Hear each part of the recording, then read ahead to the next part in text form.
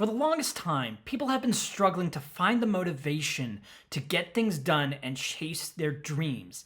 And ever since then, self-help gurus have made it their duty to get people pumped up and ready for that.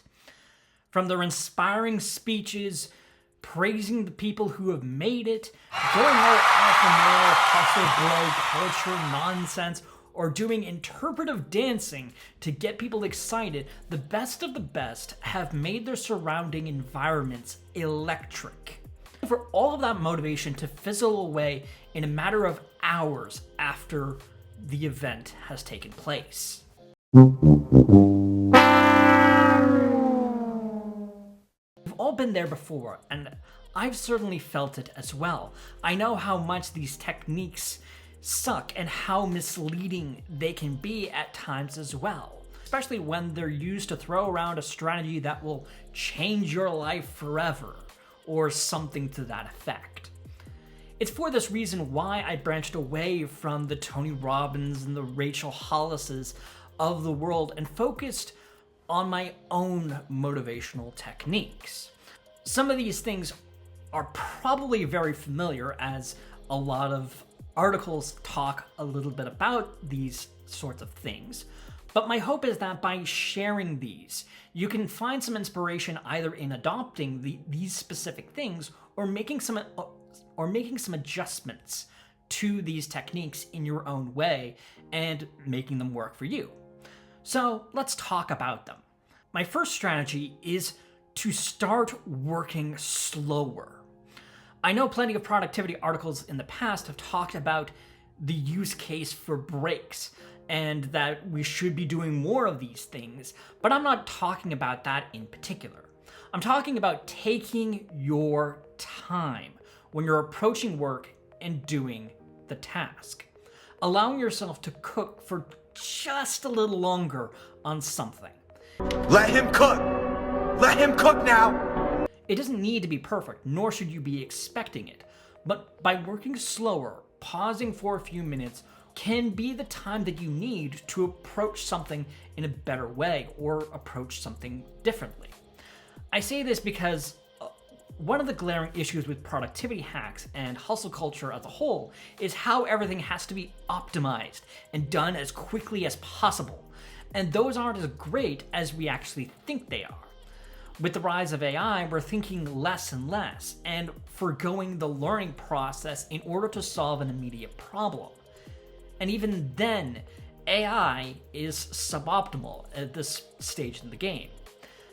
This is often the problem when we go way too fast or desire constant improvements and constant scaling upwards. We often sacrifice something in order to get it now, and we don't realize the problem of that until later down the road, when it becomes a much serious problem. And in some cases, it affects other parts of our lives, like our friendships, our relationships, our health.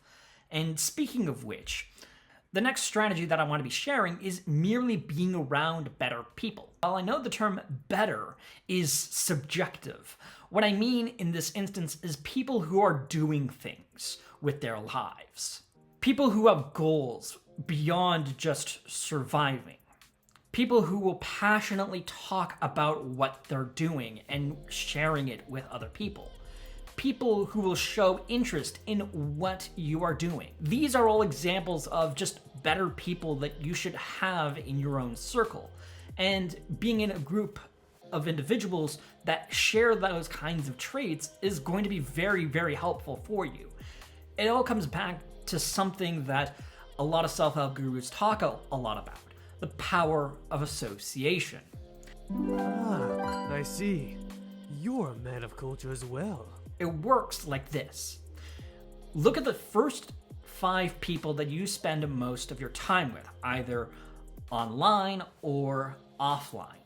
And essentially, you'll be a carbon copy of those individuals. I know a lot of gurus use this to encourage you to spend time with rich people and like the most successful people in the entire world, but there's a difference between knowing someone and knowing someone. For a lot of gurus, there's a natural barrier between you and them. Even if you buy all of their courses and know them personally, they still don't really know you, just like myself. But what does that have to do with anything? No. He's got a point. Instead, you want to be forging relationships within your own community and the people that you physically see and hang out with. That, or of course, on social media or Discord servers. The idea is just to spend some time around other people that will rub their personalities off on you, and you can get inspired by them and feel the motivation that you need in order to get whatever it is that you want to be getting done. And by hanging out with other people, you might be picking up a variety of traits. One in particular might be just getting out and taking a break from the work and the hustle. And in those certain circumstances, getting exercise can actually be very helpful for you for your own motivation. This might also explain a little as to why Tony Robbins seminars involve just a lot of dancing for some reason. Because when you actually think about it, generally movement and moving around clearly does something for us beyond the physical strain of our own bodies. While a lot of people will tell you to go to the gym or go for a nice long walk, you don't actually need to be going that hardcore into moving around and getting exercise. In some cases, you could be taking a quick walk down the block or climbing a few flights of stairs, and that can do enough of a trick to get you moving, because even just basic exercising can get your blood pumping and get you energized. The big thing all around is that exercise as well is a pretty mindless activity to do, and it allows our minds to wander, and in some cases it can allow our minds to solve problems while we're off doing something else. Want to know another strategy that could help you out? Figuring out your why. Years ago, I listened to a speech delivered by Simon Sinek. If you're not familiar with him, he talks to CEOs of major companies and talks to them about leadership and how to have better leaders within the workforce. Because frankly, a lot of managers suck. But one of the things he talks about in leadership is how it's important to figure out your why. Why are you pursuing this goal? Why is this specific thing you're pursuing so important? Finding your why is simply asking yourself the question, why, to the responses that you make to that question. And it's an incredible tool in self-improvement for a variety of reasons. For one, it helps us to create something real to us that we can connect with. Secondly, it gives us agency, which is crucial, so we're not spending our days coasting through life or clinging to the first immediate idea that vaguely sounds good to us. Like, say, joining a network marketing company that sells us the dream very, very hard. But the last big benefit is that finding your why for something creates a more sustainable source of motivation for you. I've talked about this in the past, how internal or extrinsic motivation is the slow burn that builds momentum over time. Well, finding out your why is one way of getting that momentum started and building that sustainable system for yourself. If you're looking for something more practical in terms of finding more motivation, one technique that I would also suggest doing is the Pomodoro technique.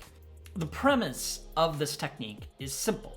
You set a timer for about 10 to 20 minutes, and for the duration of that time, you do nothing except for focusing on that specific task. After the timer is up, you take a short break, about 5 minutes, and you've completed a Pomodoro. The goal of a Pomodoro is not to finish the entirety of the task within that 10 to 20 minute timer, but what it's designed to do is to have this intensive focus for yourself to really just get something done or make some progress on a much larger task. The strategy is also ideal for those who don't feel like it or are struggling to get started, because usually after about 10 to 20 minutes of doing a particular task, you're already feeling more in the mood to do it and more energized and motivated to complete it. Beyond that, there's also just the pressure of the timer to focus up, and the satisfying break that comes afterwards can be enough to push people to do another Pomodoro afterwards. And the last strategy that I really want to be sharing is genuinely giving yourself time for yourself. Just as it's important to work slowly, as I mentioned near the very start, it's also important for us to unwind and being mindful of ourselves and give ourselves time away from work. Really, when you think about it, all these particular strategies bleed into this particular concept that I'm talking about. And that forms my overall creed for work and being productive. Giving yourself time to unwind or approach work from a different angle is refreshing and can stave off burnout and help develop a better work relationship. At the end of the day, your goal is to be making the things you do enjoyable, and you can make that happen by using some of these techniques, in addition to giving yourself the space you need after finishing a particular task. What this looks like is, of course, going to be different from person to person. For me, it's a little bit of self-care. Getting some water, stretching my legs, walking around, working on a Sudoku, or playing a video game for a brief period of time. But the big thing is I allow myself to get pulled away wherever my motivation takes me, and wherever my breaks take me. I have systems in place to help me focus when I get in the mood, and I know myself so well that I can get myself motivated to do something if I push myself, while also being aware when it's not a good time to be really pushing myself and getting myself motivated for this task. And that aspect has only been honed more over time, the more that I understand myself and I give myself that time to myself and spend some time discovering who I am and what my own preferences are and what actually motivates me and what sort of conditions I need in order to complete a task or get in the mood to complete a task. In the end, that's really the key here. True productivity isn't about completing something as quickly as possible or completing as many as you possibly can within any given day. It's not always about being consistently motivated. Like a lot of things in our lives, motivation has an ebb and flow to it, and it's important for you to figure out what that is. So use the time now to figure out what your actual flow is and how you can nurture it for yourself and have a better relationship with your work and your workflow. If you do that, you'll find yourself capable to motivate yourself when you absolutely need to, no matter what. Before you go, I would really appreciate it if you left a like on this video to help with the algorithm, and also to subscribe to my channel for more content in the future. I love you guys.